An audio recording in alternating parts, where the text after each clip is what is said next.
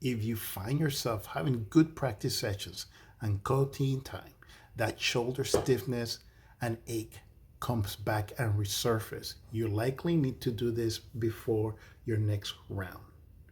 It is not unusual to wake up to a stiff shoulder when it's your tea time in less than 3 hours. Now, while taking some Advil might seem like your way to go this late in the game, the reality is that no good swing trainer, or at least therapeutic trainers, will tell you that prepping your body by taking Advil is the way to go. Vice versa. You want to prep it from the outside in so you can face what Mother Nature got in stores for you. Listen, as a therapeutic trainer, working with avid golfers and active folks over 50 to restore and recalibrate their bodies so they can get back out there in the field better than anyone expected, there's a handful of things that holds true to this day.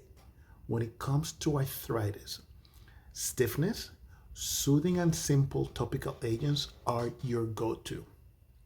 Just like soccer players, when they get hurt on the field, you see the trainers running out and spraying biofreeze so they can numb the pain a little bit. When it comes to arthritis, blood flow is what we need. Okay? Listen, pre-round shoulder or even neck flares up will likely happen, but you can mitigate the achiness by rushing as much blood flow to that area as you can. Advils and other like it do the work, but it's from the inside out, meaning by the time it takes effect, two or more things likely need to happen. Number one, you need to take them an hour or longer before it's time so it takes effect. Number two, your aches or current level of arthritis is more than mild, which means you likely need two, three, maybe even four, which is like 800 milligrams in your liver. So, and the worst part, there's no guarantee that you're gonna feel better by the back nine. So, what is the solution? It's simple. Patch, salon spa. Those heating pads, they last 4 to 6 hours. They will keep your backswing loose on the front nine and the back nine.